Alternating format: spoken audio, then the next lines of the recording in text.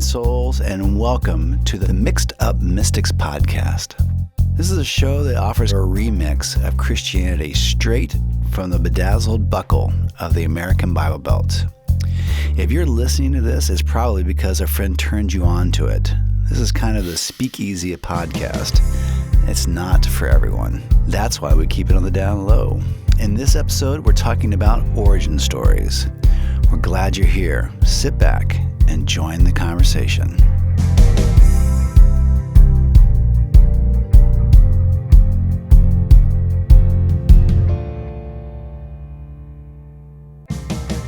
This podcast is a presentation of Pioneer Dream, celebrating 30 years of moving stories for our corporate, nonprofit, and entertainment partners. We invite you, fellow misfits, to join the conversation with text, emails, or just messages in the comment section below. As always, you can share this podcast with anyone you think would get it by sending the link now. Thanks for listening. I'm Jay Webster. This is my co-conspirator, Ann Jeanette. Hello. And you may know us from our immensely popular and commercially successful other podcast, Dreamers Live. I'm not sure that I know about that one. Checks are still coming in. So this is a great experiment because we are going to do, I guess what could be described as kind of an unvarnished, unfiltered conversation about all things spiritual. I think that's it. It's like the director's cut on the, and that's how I look at it. On the Dreamers Live podcast, we have kind of a broader audience, and It is broad. Yes. Of all sorts of different people. But there are also some topics that are specific to spirituality and our thoughts on that. Well, and that is for broached. us. For us, that's a weird thing because this is by and large for the last 30 years of our professional career. Mm-hmm. These are subjects that you and I have more or less stayed deeply away from. Yeah, we don't like to talk about these things, but now we kind of do. So let me just backtrack just for a second to see how we got here. Okay. So our fifth full-time job right now happens to be chaperoning all things that our daughter does. Our daughter Evangeline, who's now 12 and a half, careening into 21.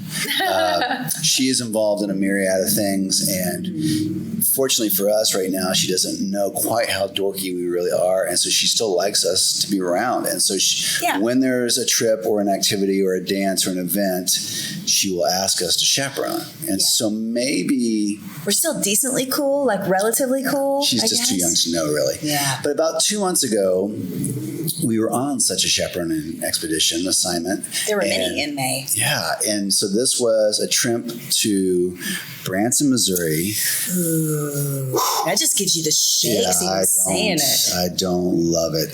This is just a side note. This is not why you called. I'm just going to tell you that I like bluegrass in very, very small increments. It has to be really good bluegrass for that.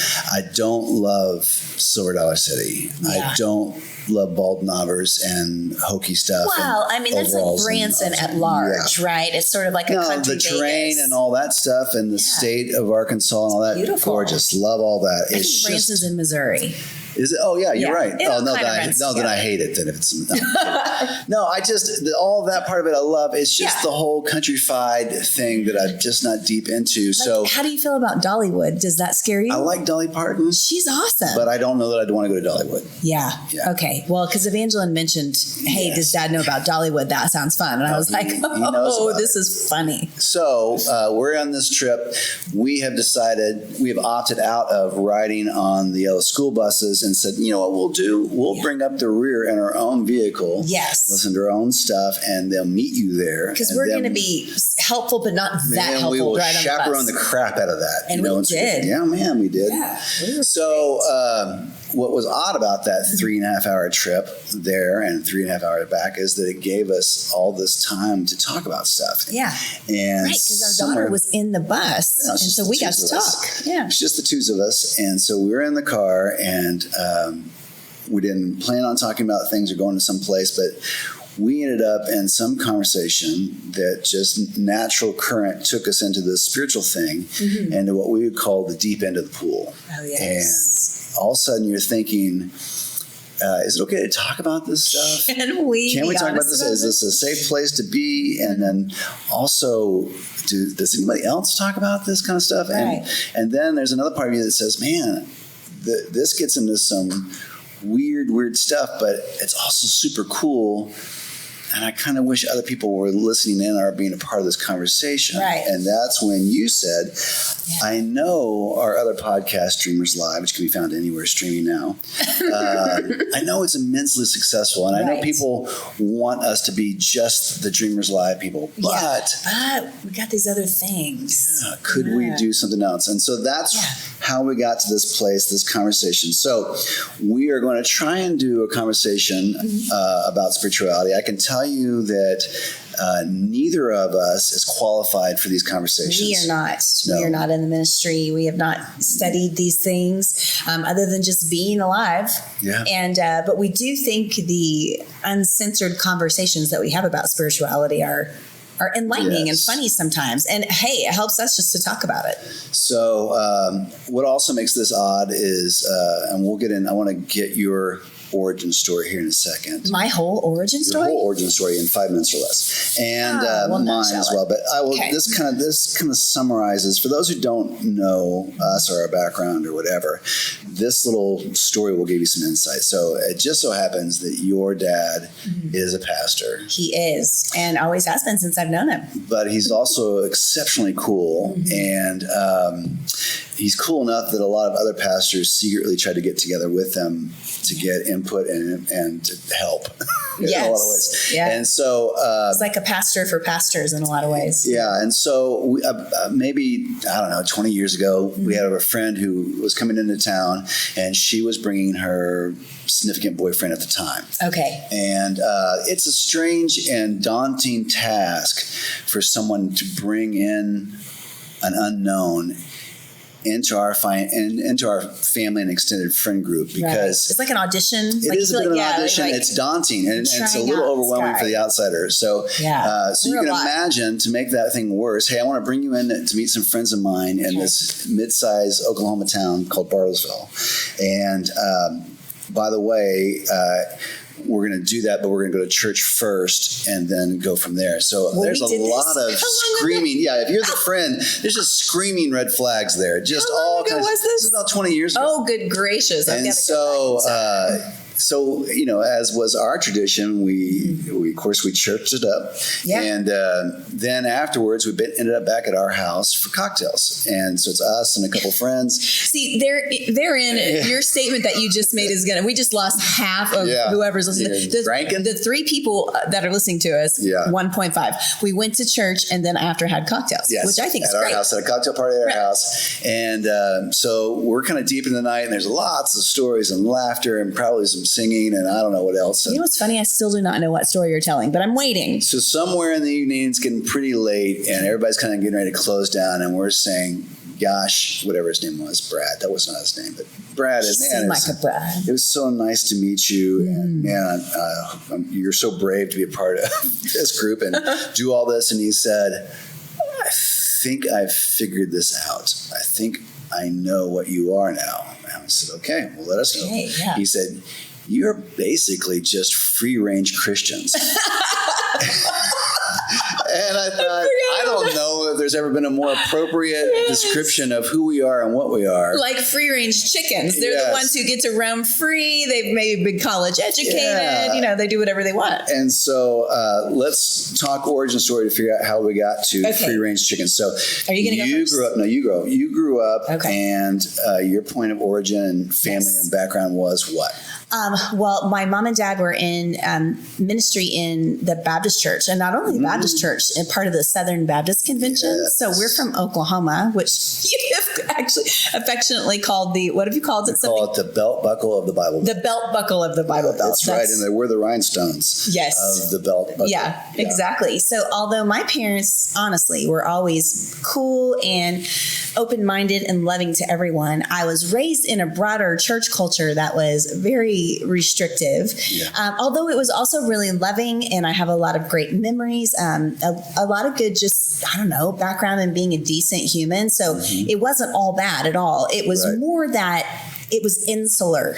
So especially because my parents were in the ministry, that's where we spent all of our time, and that was their job. So on an average week, how many days were you actually in a church building? Okay, well, if it was summertime, it would have been almost like 6, because you'd have vacation Bible school, and then you'd have your Sunday. On a normal school week, you should be better off than you are. I know, it's so sad. It's like the minister's daughter always has problems, and now you know. Yeah. But no, and during the week it would have been like Wednesday church, Sunday morning, Sunday night. So for those of you who don't know, that's when you go to church in the morning and you do church, and then you go home and you're like, oh, this is so great, it's Sunday, we should relax. And you're like, nope, back to church at 5 o'clock. Then there was choir practice on Tuesday. So 4 nights a week. I mean, it was a big part of our life. Multiple times in those 4 times a week. That's 4 days a week. That's crazy. Sunday was a doubleheader. And so from there, your dad was doing what and ended up where? Okay, so my mom and dad, like I said, were always there, musicians, and they're very open-hearted and very loving. And they started just, I think, having a desire as they grew up and we got older, just to have a spirituality that was more free and more open, and also that included more people, that wasn't so restricted by the denomination that we were in. Right. And so my dad had always been a music minister, and my mom alongside him. And then they... then he was also a youth minister. Yes, that's right. Yeah. He actually was music and youth. Yeah. So he was the youth group leader. And I really feel like his first church, honestly, was the youth group that I grew up in. Yeah. It was where he, taught people how Jesus was real, the friendship that can be there.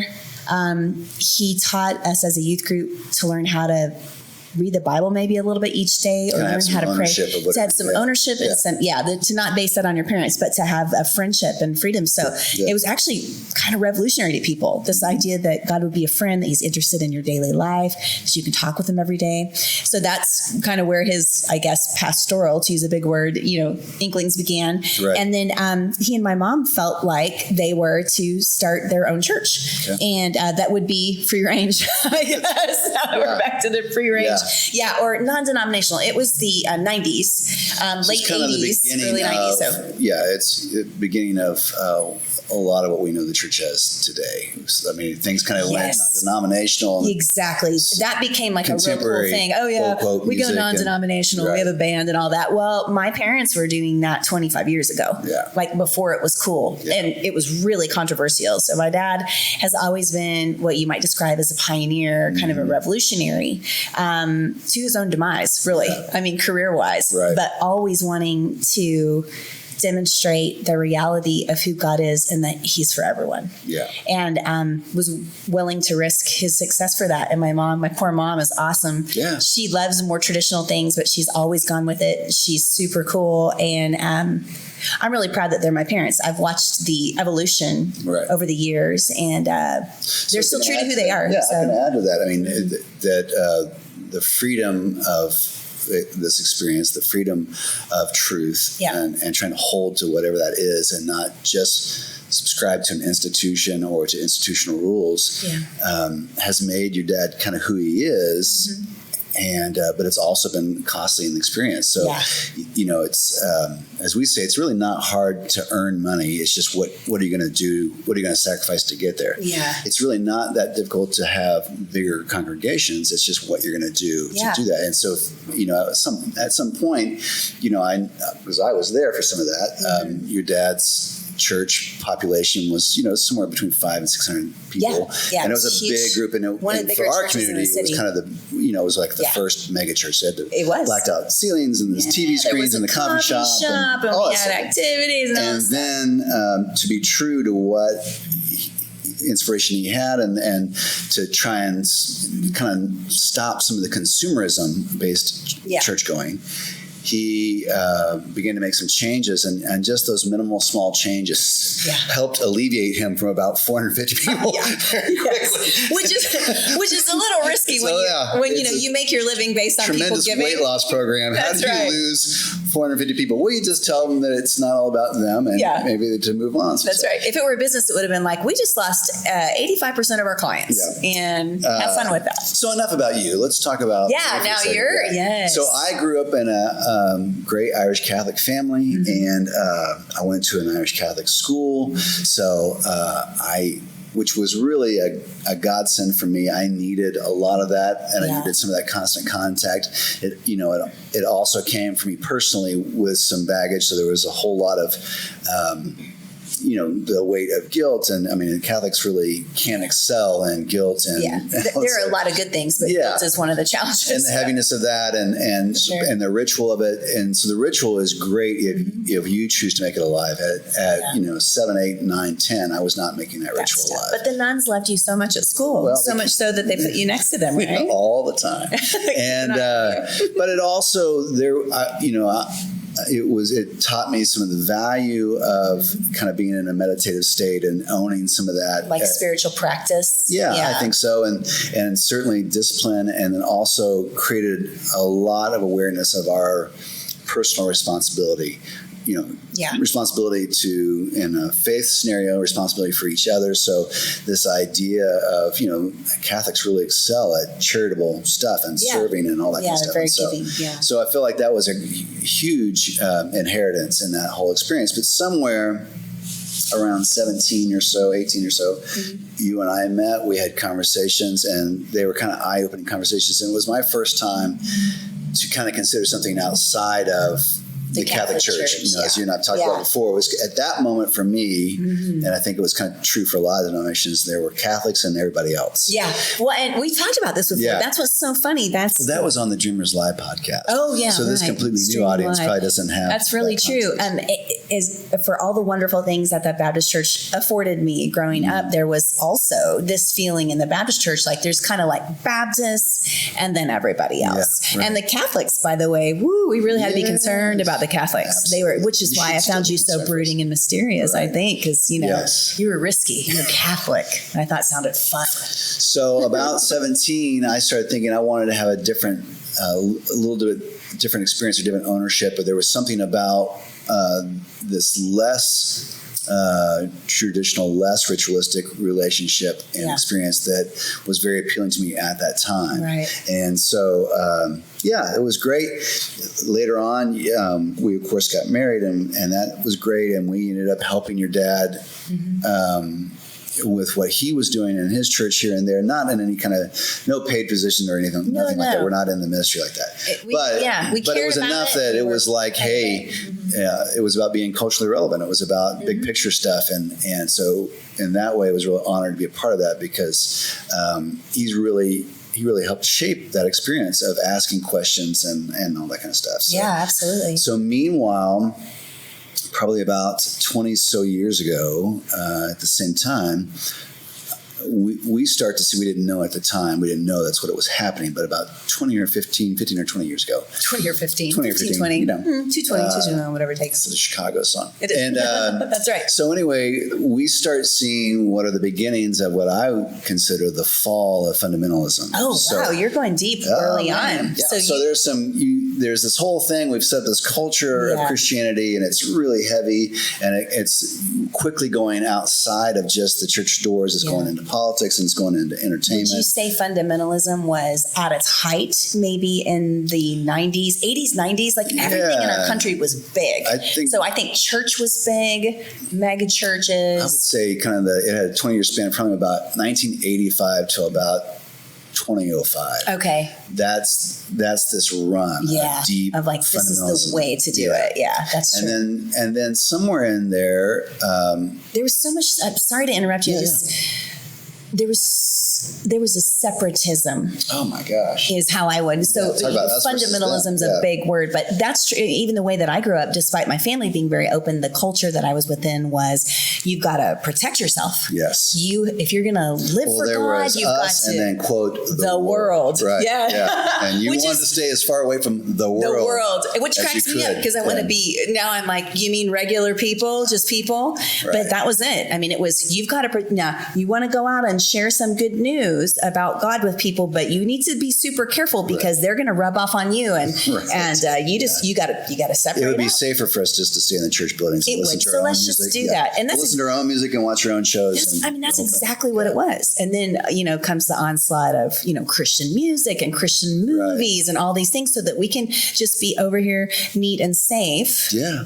And not be around anybody else. Right. Before you know it, that's where you are all the time. The problem was, we kind of felt, and this is weird stuff too. This is so weird to be talking about this. It is weird. And recording it because this is what we talk about. These are private conversations, but these are not conversations we would have with a lot of other people. That's true. And normally we will, if we've had these conversations, we'll have had a cocktail or two. Oh, man, so it's easier, but this is just regular us. So we have kind of always felt like and believed that, if you're going to believe that there is a quote God.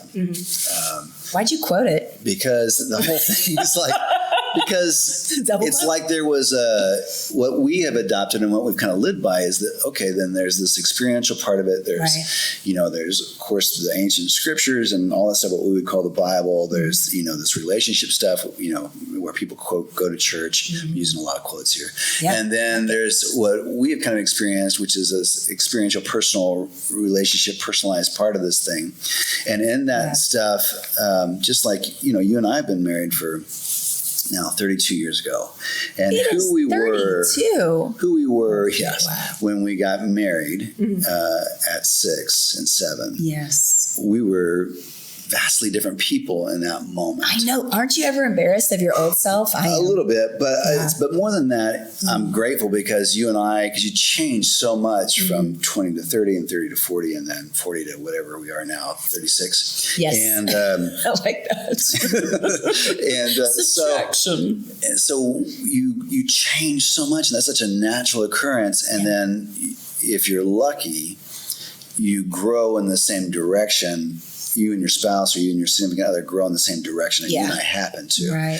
Well, I feel like that in terms of this spiritual connection or the spiritual relationship. So who I knew God as and who I knew him to be en masse at 8 years old at Holy Name Catholic Church in Coffeyville, Kansas. Right. Has evolved and grown and changed drastically now that I'm this age. Yeah. And just like our relationship, I mean, I know more about you and there's a depth there.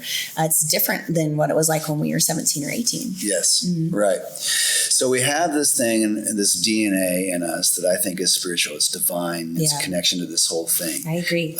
If you're not of the spiritual persuasion or not of the Christian persuasion, you might call that the universe, Right. But I believe that thing is divine. I believe it's spiritual. I believe it's in us. And I believe it's constantly awakening things, revealing things, showing things. And so when the wall started crumbling around fundamentalism, whatever that was 15 or 20 years ago, a lot of it was because this DNA was pulling us in other directions. We would get to pop culture moments, music or movies that were expressly not Christian movies. Yes. And yet you would feel God in it.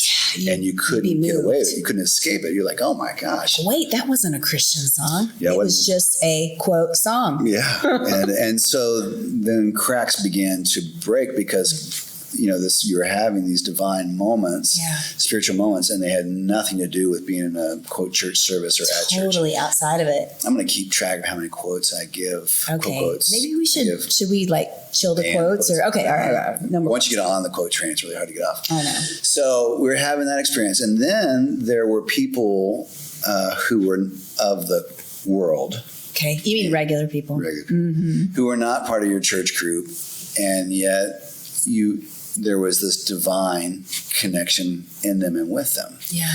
And that was troubling because this was not supposed to make sense. Here you are connecting with these people in these very deep, wonderful ways. Yeah. And they don't really believe like you believe or believe. And listen, you don't want to start thinking during all this and using the brain that God gave you. And then the really horrible, terrible stuff started happening because,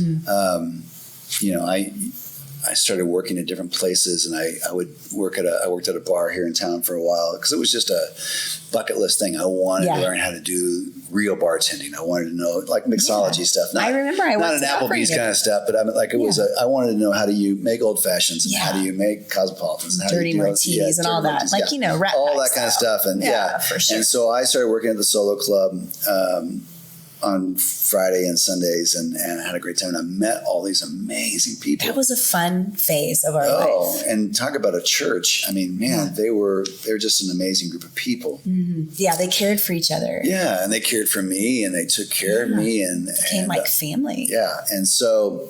And we're like, wait. Yeah, so you start hanging out you start hanging out there, on different days, and your friends would be there, and somebody would say, "Hey, can we get together?" And a friend would come in and say, "Oh, well, let's meet up at the bar and we'll do that stuff." And so next thing you know, to make matters worse, we're hanging out at the bar with all these people who aren't allowed in the church, and then you find yourself you're with gay people, and you're like, well, and then there's tremendous divine love and connection and relationship there that you just can't deny. And so now you're thinking, well, what do I do with this? Yeah. So those were things and conversations that would not have been a problem, with your dad and that movement, but with the American church at large, it's obviously been difficult stuff to get around. So we thought, hey, that would be a great impetus for a podcast. Let's talk about things that are a little dangerous. Yeah. Let's get to the deep end of the pool. This is sort of the intro. Yeah. Yeah. The thing is, if we had not separated ourselves back out to the regular people, if we had not just, been normal and gone out and had jobs or, gone to college, done all that, we never ever would have set foot in a place like the Solo Club. We never ever would have been around just people. Yeah. And I'm so thankful for the way that our life went. We were able to travel some, which I think is so important, because if all you ever see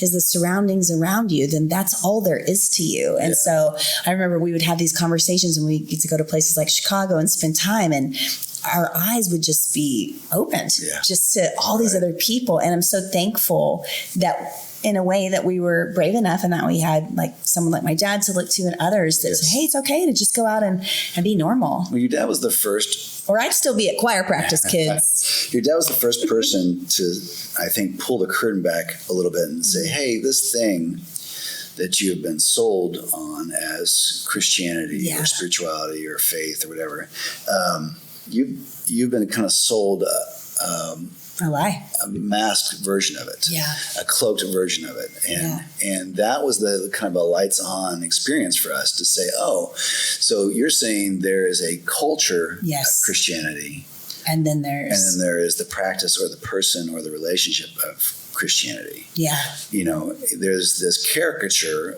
of a faith, and then there's this other thing over here which can be alive. And so it's been very difficult for us to be a part of that or share or talk about that, because the caricature version of this thing is so gross to us. And so difficult. We haven't wanted to be associated with that. We've had to disassociate. I remember a really good friend of mine, I'll just give a shout out to Rhonda. She's another person in my life that I've had these kind of deep spiritual conversations with. And she and I can switch into that like immediately. Right. She's got such a sweet heart. She cares about people.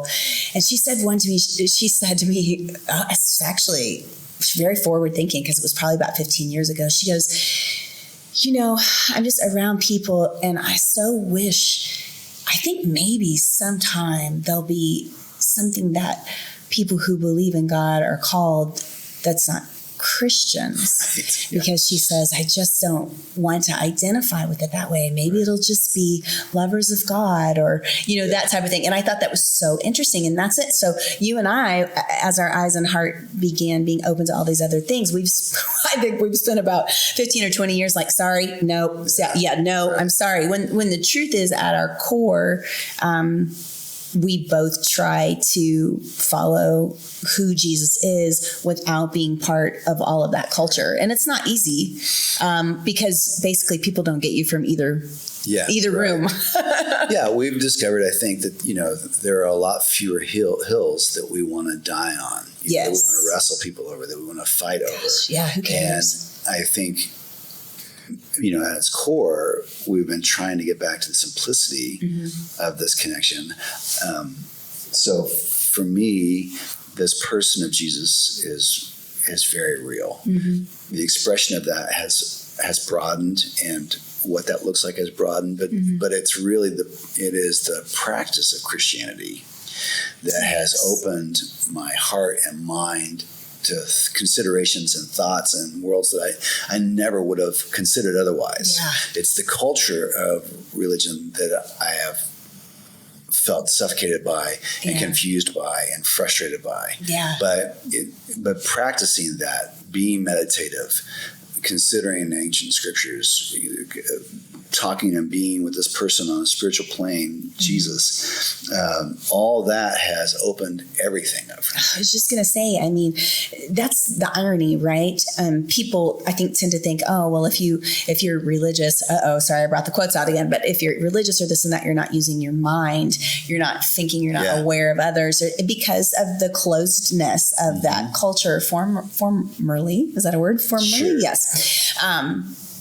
But because I remember when you and I met, I remember we were in American literature class. Sure. I think I was 16 and you were 17. Is that right? I think that's a song too. I was 16 going on 17. Yeah. But we had met before.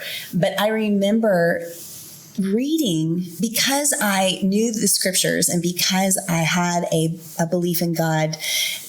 It was all 80s up at the time for me, but it was sincere. I remember reading poetry.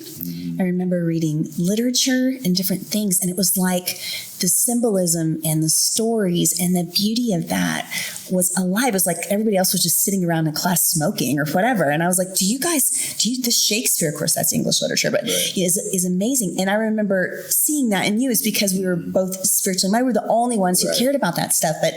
But because I knew God and that place in my heart was, I guess, alive, it's opened up everything for me versus the closedness that I could have accepted. And I've watched you evolve over the years into you have a very sincere faith, but you're also a very spiritual thinker and a writer. Well, you are. Genius is such a big word. I'm pretty sure I didn't say genius, but but to me, that's the irony of it, right? You have this culture that's tried to keep you closed and away. And the truth is, I think when you really, try to find God, or one of my favorite scriptures is work out your own salvation, figure out where God is in this for you. Man, it's like it's in everything. Yeah. It is the beauty and the joy and the poetry and the kick-ass rock song, all those things. I think you're so right. I think about what I'm aware of now in my life versus, even 5 or 10 years ago. And it's the person of Jesus and being in some kind of relationship where he keeps you honest. The Spirit of God, in a sense, looks in us and lives in us, and will tell you about your own shit. He will expose. He will call you on your shit. And so that has been my experience. Is that in certain parts of my life, that relationship has caused me now to, instead of hoarding my time, my family, and trying to keep myself insulated away from other people, now all of a sudden I find myself loving people more. I find myself more generous. I find myself more empathetic, more caring, more open. All that is because of this relationship. So whereas one version of this religion or faith, or Christianity, wanted to insulate, wanted to segregate, wanted to separate me and confine me in this true experience of it, what I believe is the true experience of it. instead did the exact opposite. Now I feel more open. Now I feel more loving. Now I feel more welcoming. Now I want to connect more. Yeah. And as far as I can see, and reading the accounts of who this person was when he was walking the planet, that's how Jesus was. Yeah. That's who Jesus was. Those were his values. And so when you look at those, what we would call the Gospels, and here it is, Jesus is, recorded to be God's rescue plan. Things are a mess. Yeah. We need help. I'm going to send my son Jesus. Here we go. And in all those accounts, all 4 of those books that we call the Gospels, maybe 10% of that has anything to do with heaven. 80% of it has everything to do with how we treat each other and how we live on this planet with him. Yeah. And so instead of always being dreamy-eyed about some far-off location and some other someday thing, in eternity, it's the getting dirty now. Yeah. It's the doing the work now. It's the connecting with people now. It's how you and I live with each other now, not in some future state. We've talked about this before. Do you remember back in Philosophy 101 in college? Probably not. But you I was paying attention. Yes, I found you it took very the notes. I did take the notes, yes, and let you share my book. But anyway, there was this thing, the first thing they tackle, right? You're like a college freshman and they're like, we're going to talk about eternity and religion. And you're like, okay. Yeah. And you're there at your regular state school instead of the Christian school that all your other friends went to. Right. Thank the Lord for that, right? Yeah. So glad we went to just, school, as they call it. But go Sooners. But there was this thing called the categorical imperatum. Okay. And you are welcome. I can't find my keys, but I can remember that pretty easily. Good job. But the idea was they were trying to use sort of math to determine if God did exist and if it mattered in eternity or not. Right. And so it basically came down to the idea, if you don't believe in eternity, and you don't follow God, then, you're fine. But say you do follow God and you live this way and you die and there's still no eternity, you're still better off believing that was there. So there was that part of it. Yeah. But the part that I think of is this: even if we've modeled our lives or tried to live our lives following who Jesus is, and eternity was always such a huge thing growing up. It was basically heaven, screw the world, heaven, we're leaving, woo, right? But if we're there, if heaven doesn't exist, but we have lived our lives based on these things that make a beautiful life, then we won. Right. So that's where the categorical imperatum comes back to me. But the idea is, even if eternity doesn't exist. And the truth is, we all think we know what we believe, but we don't know for sure on this side of things. Following who Jesus is, I'm grateful that I've tried to do that, because I really have. We're not perfect, but I think it's the sweetest, most peaceful, best way to try and live. Yes. I mean, I just watched that, It's, I'm thankful for that. It's a way that we've tried to live our life, and I'm glad. Yeah. It doesn't mean it's not hard, and it doesn't mean it fixes everything. It doesn't. But can you imagine having lived without some of those principles? It'd be sad. I'd be a much less happy person. Not just because of the prospect of heaven, but just I would be so less connected to the humanity that's around me, and that has made me feel so rich and has made me feel so happy just to know and love and be loved at that depth. I mean, that's rescued me so many times. Internally. So I mean, to not have this and to not have that be the impetus of of all that goodness in my life. It's why, because we believe in things and we believe that we have a purpose. It's the reason we're even doing something like this, or doing Dreamers Live, or keep writing music when no one cares and you don't feel like it, because you feel like the one who made you. You feel that presence and that peace and love when you do those things, and it keeps you on the hunt. Yeah. Other than, so you don't go to the couch in your life, Pretty much Jesus is the only person who could make me do this. talk about him on a stupid podcast. Yeah, I don't. I know, it's so true. But hey, the thing about this is a little like being part of a family. This is awkward. Like it's like being a part of a family that you're embarrassed of. Yes. And maybe they're embarrassed of you too. Probably but are. at some point, it's still your last name. You still have to. Yeah, and we've avoided talking about this kind of stuff for so long for the aforementioned reasons. Right. But we're also at a place in our life. Don't let me speak for you if you're still not being honest. Sure. But for me, man, I mean, the older you get, and the more you figure things out, or the less you know, both. Yeah. You know, we're just all about being honest and being authentic and trying to be genuine in whatever we do. So this is a big part of who we are, and not everybody wants to hear about it, and that's fine. So you really don't have to. We get asked this stuff a lot, so it's just cool to talk about it. And by the way, the thing that is so interesting to me, quick side note, because we could go on about this all day, is, you know, when we talk about following Jesus, I mean, he was a badass. Mm-hmm. He was a revolutionary. He was cool. He was counterculture. Is badass? Yeah. Oh, okay. Yeah. It's the Arabic translation, I think. It's not this image, you know, that we were maybe sold a long time ago of this completely peaceful, you know, type person. He was a revolutionary.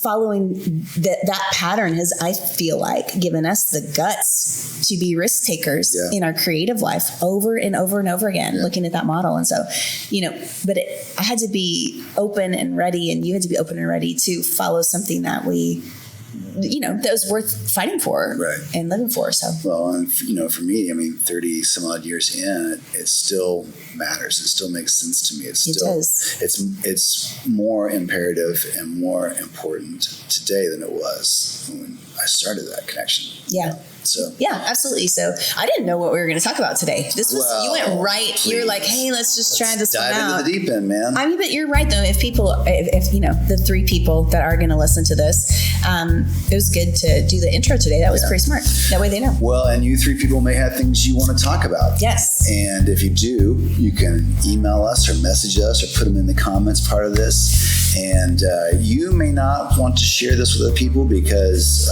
it's probably just too good and you want to keep it to yourself. Yes. And we said badass and Jesus together. Yes. But if you're not, if you want to just like it or subscribe to it or forward it or share it, we would greatly appreciate it. And we'll talk about things like Christian nationalism and if God is mad at us and if there is a God and all that stuff. We'll be talking about all that stuff in upcoming episodes. But we're so grateful that you took a risk in listening to this, and we're really looking forward to hearing from you. Yeah. And that's it for the episode 001, and we'll see you soon. All right. Thanks, guys. Peace out.